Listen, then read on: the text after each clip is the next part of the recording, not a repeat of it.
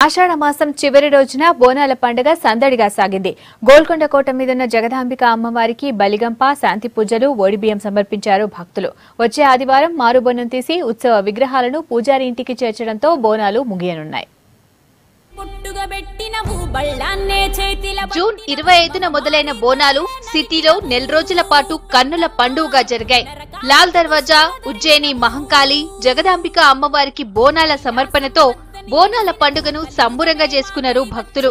శివసత్తుల పూనకాలు, పోతురాజుల డాన్సులు, తీన్మార్ స్టెప్పులతో సిటీ మొత్తం మారుమోగింది.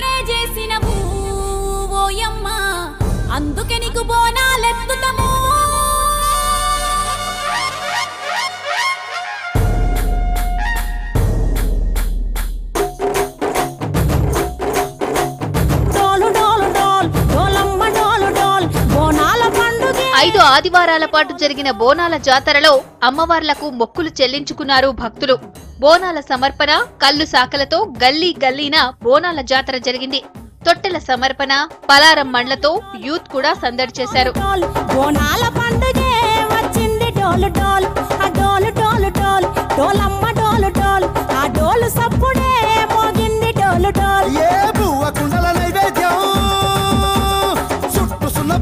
ఇక చివరి వారమైన ఇవాళ గోల్కొండ కోటంతా సందడిగా మారింది.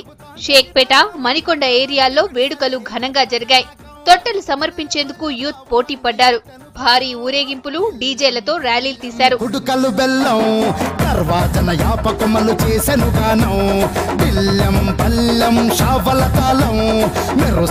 తెలంగాణ తలపై పోనం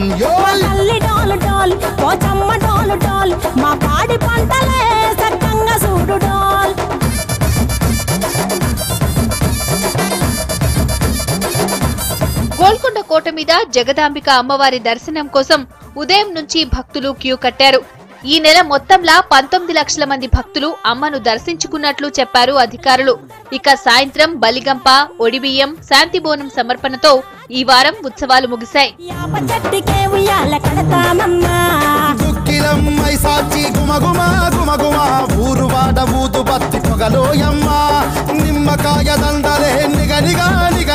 వచ్చే వారంతో మొత్తం బోనాల సంబరం ముగియనుంది. వచ్చే ఆదివారం మారుబోనం సమర్పించాక అమ్మవారి ఉత్సవ విగ్రహాలు పూజారి ఇంటికి చేర్చడంతో ఈ ఏడాది సంబురాలు ముగుస్తాయి.